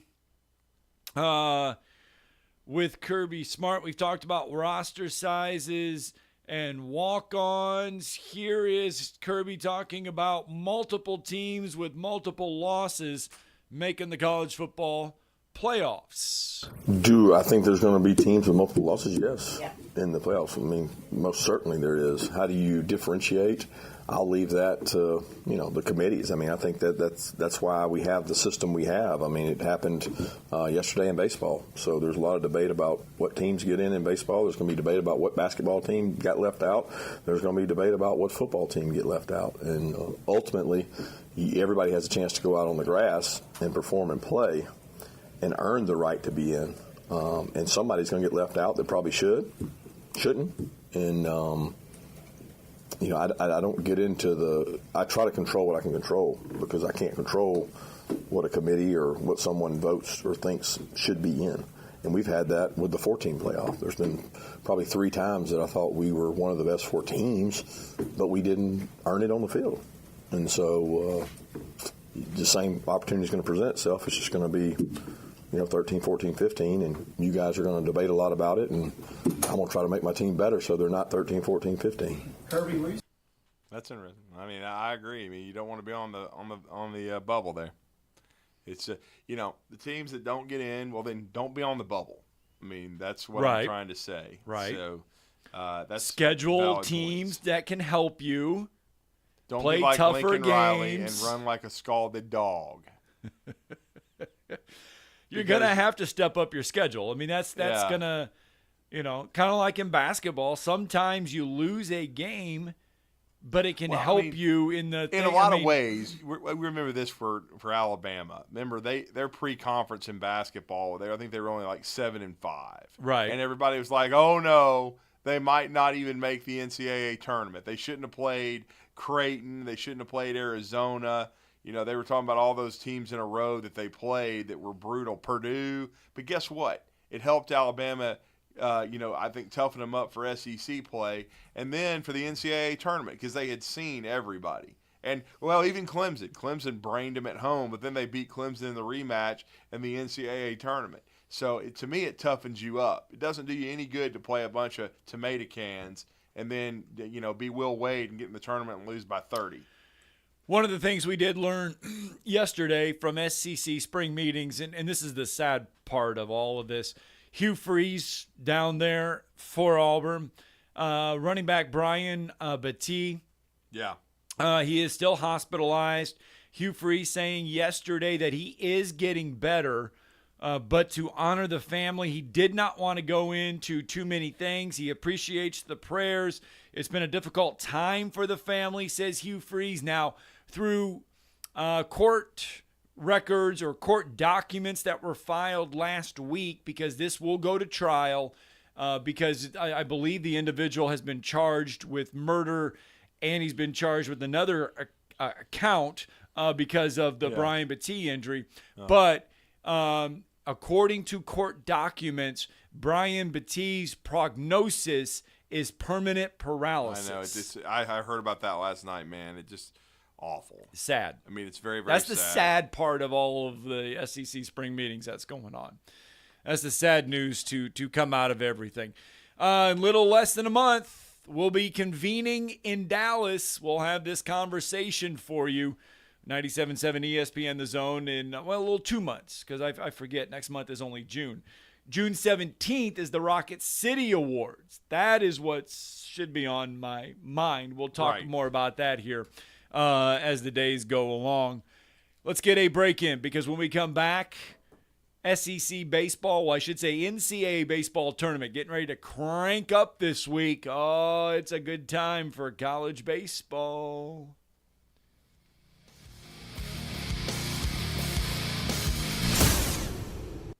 You're listening to Talkin' 97.7 ESPN The Zone is the Tennessee Valley's #1 destination for the finest in sports talk all day long. Tune in to Talkin' Ball with Scott Tyson and Drew DeArmond each morning at 7. Then, the Morning Blitz with Captain Cool and the Bandiman. At noon, it's the Tom Abraham Show, followed by Paul Feinbaum and The Drive with Wes Neighbors and Steve Moulton. The Zone is also your home for University of Alabama and UAH sports, plus the Atlanta Braves and the High School Sports Streaming Network. And sister station Talk Radio WZZN has Trash Pandas action with Josh Carey all season long. 97.7 ESPN The Zone and Talk Radio WZZN. Listen on the air or download the apps and take them with you everywhere.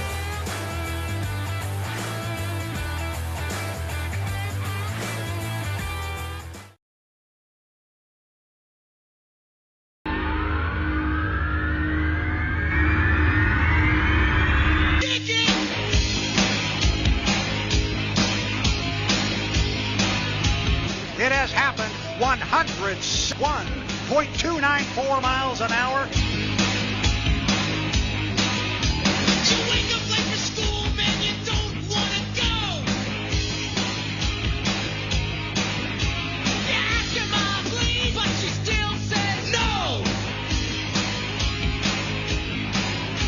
You missed 2 classes and no homework. But your teacher preaches class like you're some kind of jerk. You gotta fight for your right to party.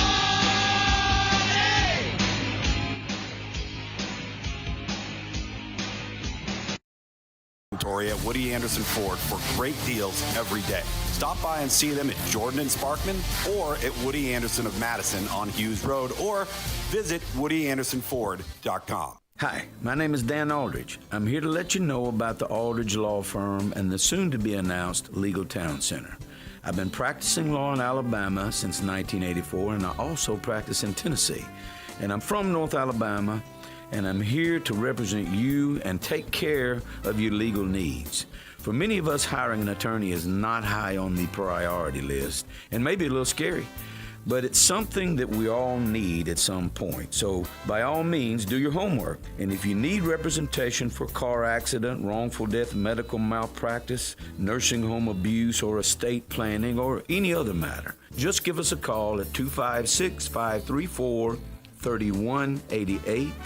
And you can email me at Dan, that is Dan at danaldridgelaw.com. Dan at danaldridgelaw.com. God bless America. No representation is made that the quality of legal services to be performed is greater than the quality of legal services performed by other lawyers. At Bad Daddy's Burger Bar, we love baseball almost as much as we love serving up the best and baddest burgers around. People have called our burgers totally insane. And at Bad Daddy's, we take that as a compliment. But it's not just burgers. Up first, starters like our fried pickles, wings, or poblano frites. Second, try one of Bad Daddy's giant chopped salads. Third, our famous chef-inspired burgers with lots of different taste options. And before you head home, finish up with one of our shakes or delicious banana pudding. Bad Daddy's Burger Bar on the Parkway in Huntsville and Clift Farm in Madison.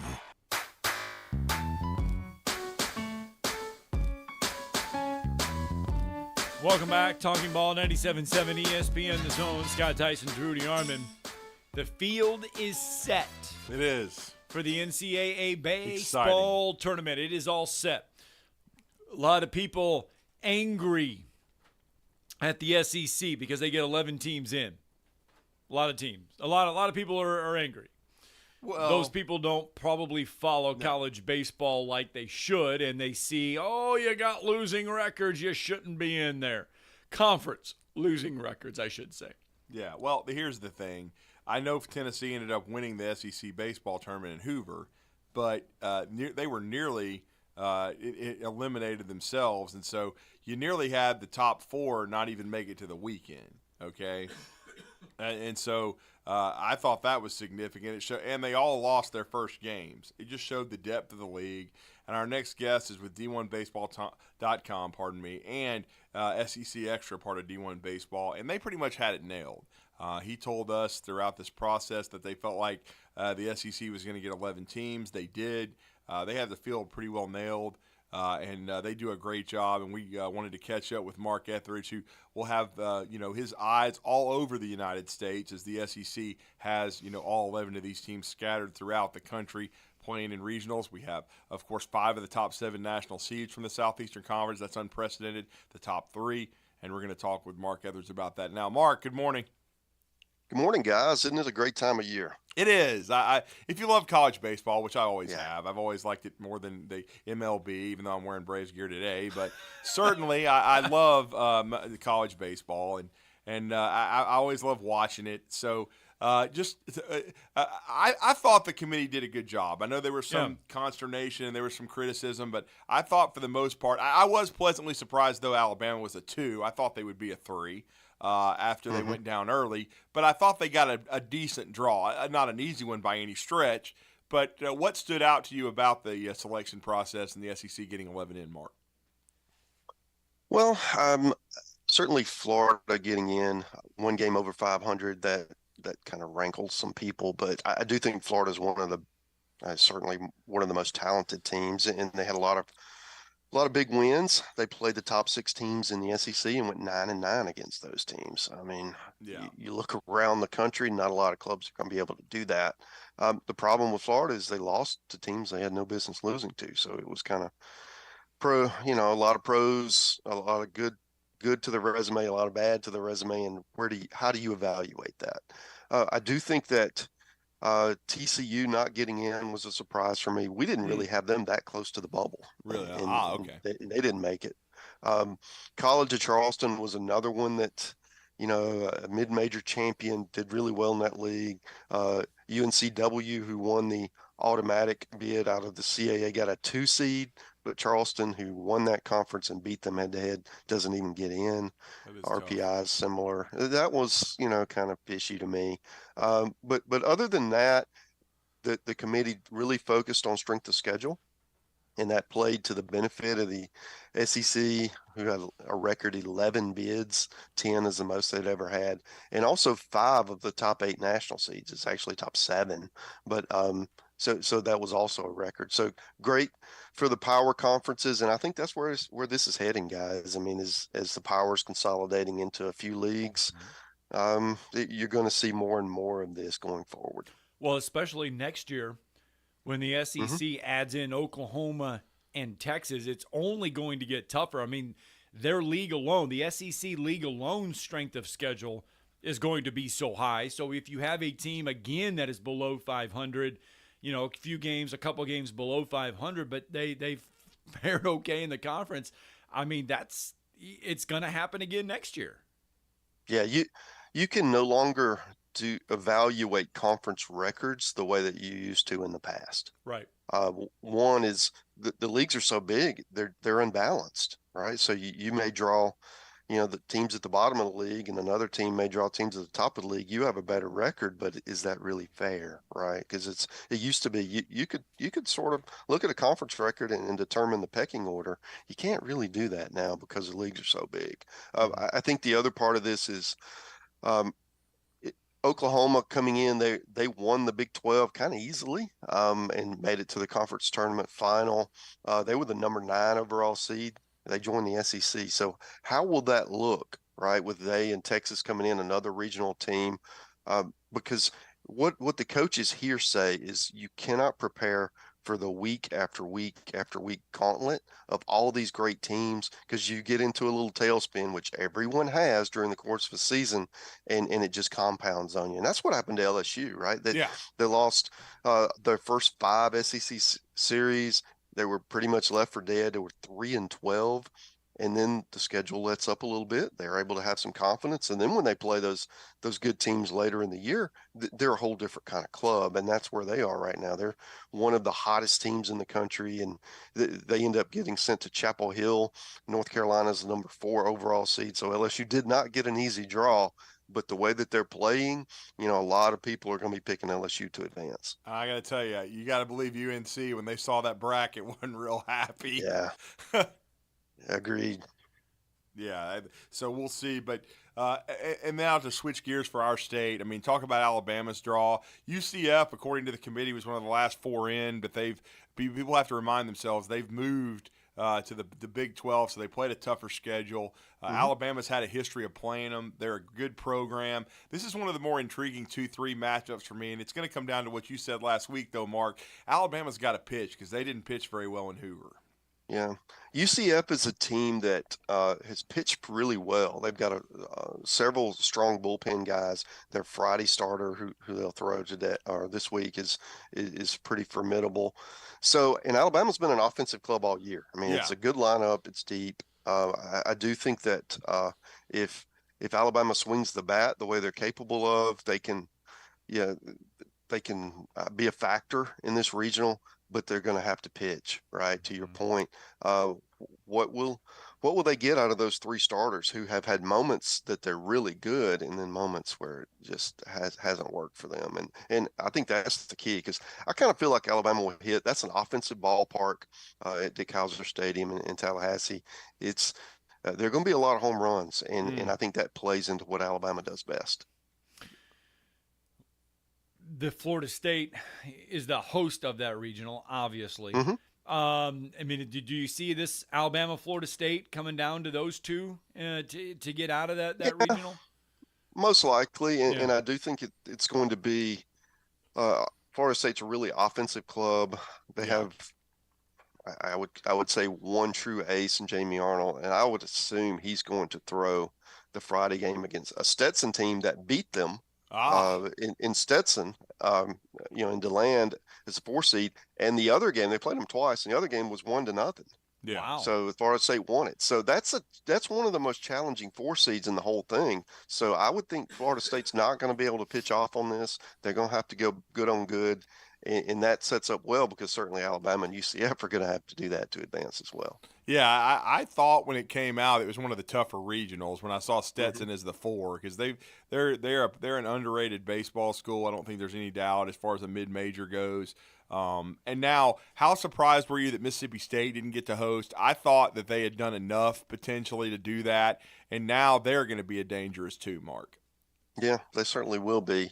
I had kind of expected that they had played their way into it. With the way that they did down the stretch. So their problem was RPI. They played too many home games early in the year, and they also they dropped some midweek games that really damaged their RPI. Their RPI was mid-20s, and SEC teams just typically don't host there.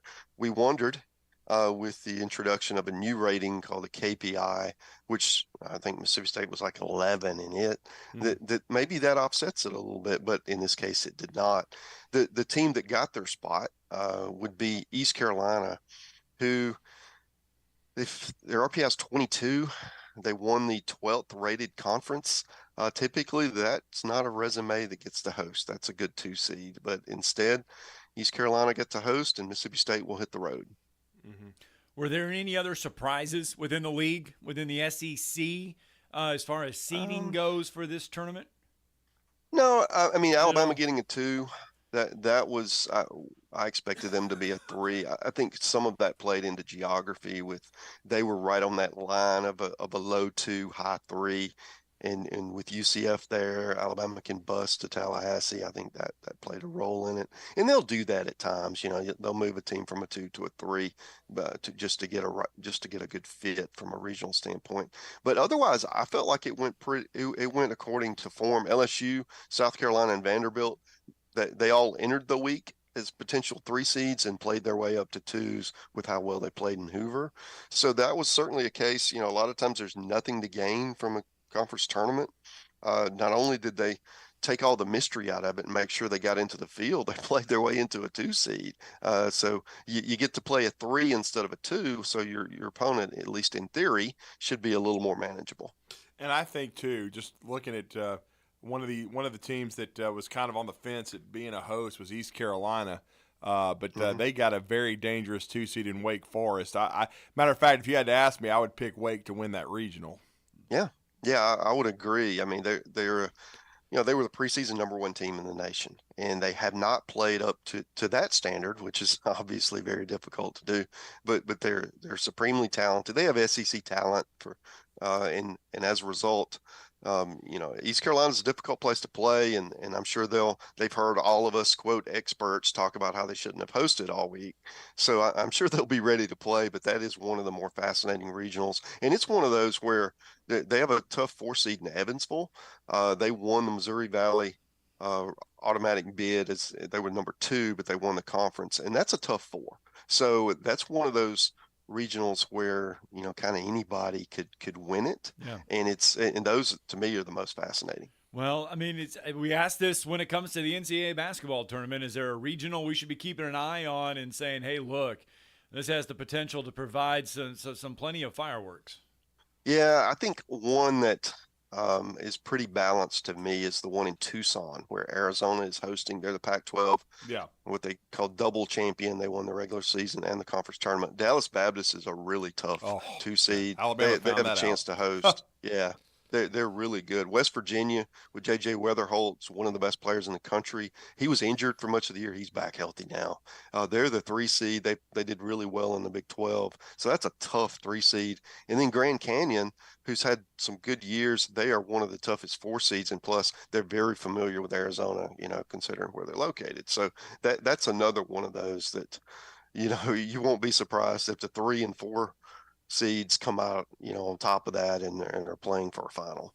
Yeah, and I think also another regional to me that interests me a little bit just from looking at the matchups, just because I think it's a good draw for them. I think, of course, it's a big rivalry having Texas in your regional, but I think Texas A&M got a good draw. And then they would match up with UCSB, and I still think I was a little surprised they went 1 and done in Hoover. I think they're still good enough to win the national championship. I do too. I mean, they need to get Braden Montgomery going. He's part of that trifecta they have at the top of the lineup, and he's struggled. Maybe, it's getting close to draft time. He's going to be a top guy. Maybe he's pressing a little bit. But that's a team that if they get it together offensively and continue to pitch the way they have in the regular season, the sky's the limit. They can win it all. And I fully expect them to win that regional. But boy, if Texas beats Louisiana, and that's an if, right? That's not a definite. But that Saturday night with Texas A&M and Texas, that atmosphere is going to be electric. It really will. There's no doubt about it. And I will say this too. Another regional that I was looking at that really caught my eye because I saw them last year is I was looking at this at the regional when you have in Corvallis. Tulane is traditionally a really good baseball program, and when they're the 4, to me, that's sneaky good. And then, trust me, and you know about him, the number one for Nichols, their ace. Yeah. I saw him throw 97 miles per hour against Alabama and stymie the Tide for over 4 innings last year just because his stuff was so good. And, I admire the kid for staying because the first thing I thought is after I saw him pitch is that he would be in Baton Rouge. Yeah, I'm with you there. I mean, so that's what makes this this weekend so fascinating because you are going to have some of these upsets. Typically, at least one of the number one seeds falls in the opener, and a lot of times they come back and win it. But it does, it's challenging to have to fight through the losers bracket, and you use all your pitching, and even at home. So those teams like Tulane and Grand Canyon and Stetson and Evansville that we talked about, and there are a few others who can come in and kind of shock it. That's what makes it so. It's kind of like with March Madness, and you have maybe the 16 team or the 15 seed doesn't win, but boy, they can sure cause some drama. They really can. And so I guess before we let you go, who do you like in the SEC? Who do you think has the best chance of advancing? I think, of course, all the hosts are going to be favored. Yeah, I think all the hosts will advance. Those are the Tennessee, Kentucky, A&M, Arkansas, Georgia. I think they'll all advance. Certainly LSU's, with the way they're playing, who's going to bet against them at this point, even though they got a really tough draw in North Carolina. And Mississippi State's a team that certainly pitches well enough. They're in Virginia. Virginia is very offensive. That's a club that's going to score a lot of runs. I don't know if Mississippi State can keep up, but if they pitch well enough, they don't have to.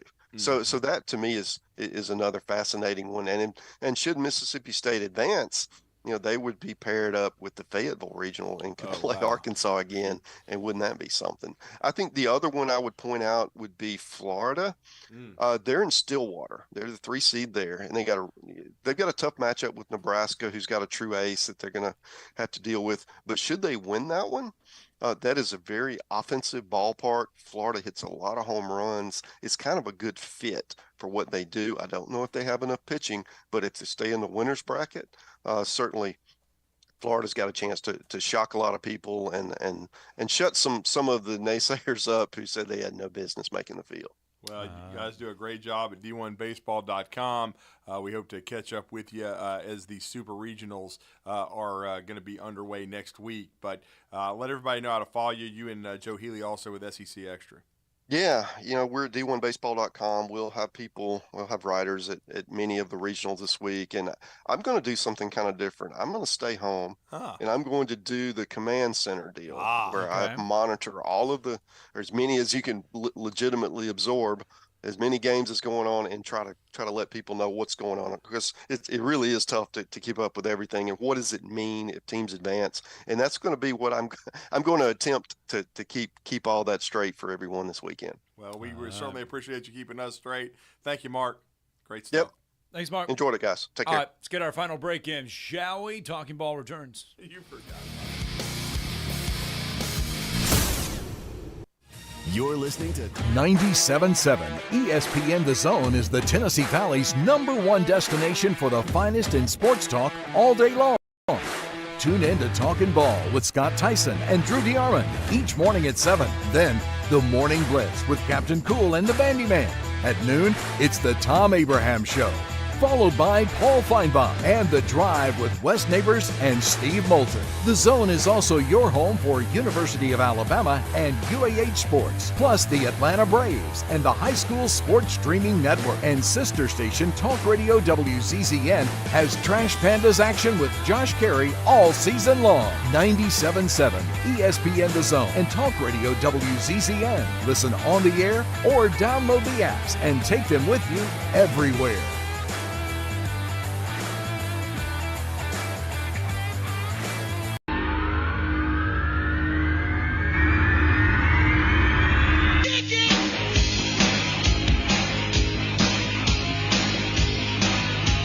It has happened. 171.294 miles an hour.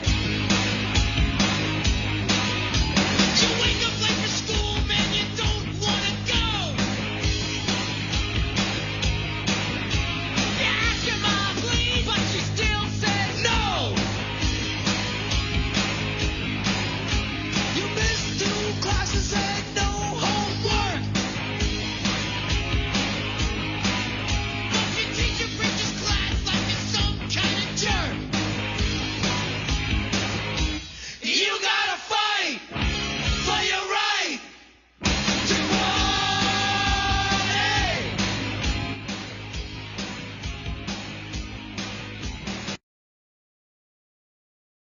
contractors handle every step of the process: power, gas, permitting, and inspections. 3, our certified technicians install your generator with precision, ensuring peace of mind. Don't wait for the next blackout. Call 256-880-1880 or visit us online at GenSuperstore.com.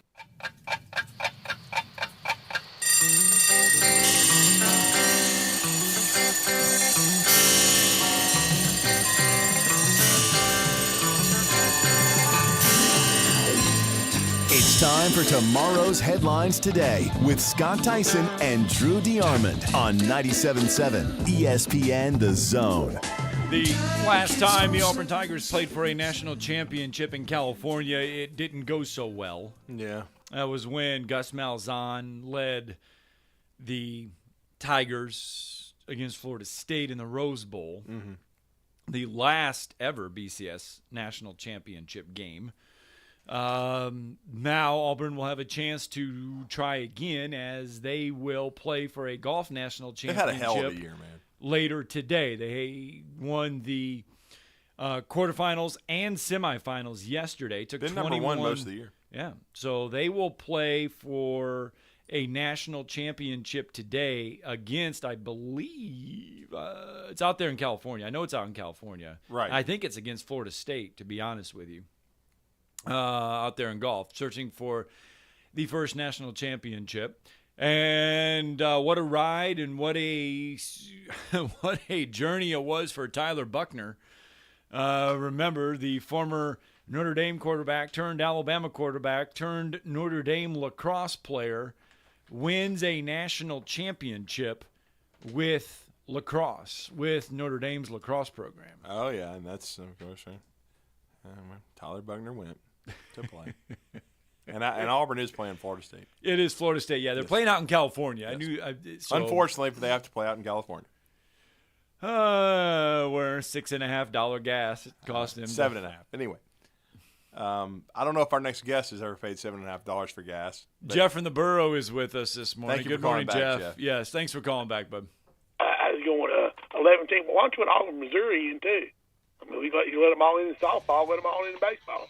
Well, Auburn couldn't get in. But you got that you got the under 500 thing. You got the under 500 NCAA record. That's why Ole Miss didn't get into it. Well, let me tell you something. I know Florida fans don't think they should be in, and Florida should not be in. I don't care what you say. I don't care what their RPI is. I don't care who they played. I don't care. They shouldn't be in. They're not good enough. It's just like I told y'all, that's softball. Kentucky softball should have been in. They weren't good enough. Yeah, just like last week, you told us LSU had no business being in, Jeff. They beat Kentucky 11-0. They got to the finals of the SEC tournament. They earned it. I know, but you did say they had no business even being in Hoover. No, they should have been for the SEC tournament. No, they shouldn't have. They beat Kentucky 11-0. They only made it to the finals. Only to the finals. Didn't deserve to be there. Yeah. But all they deserve to be in, not until they got to they made a run the SEC tournament. No, they shouldn't have been in. No. Okay. Well, okay. Well, I guess did we deserve to take that call? No. You've got to experience Toyotathon at Bill Penny Toyota. They've got the selection with over 700 new Toyotas to choose from. And they've got the extras with Bill Penny perks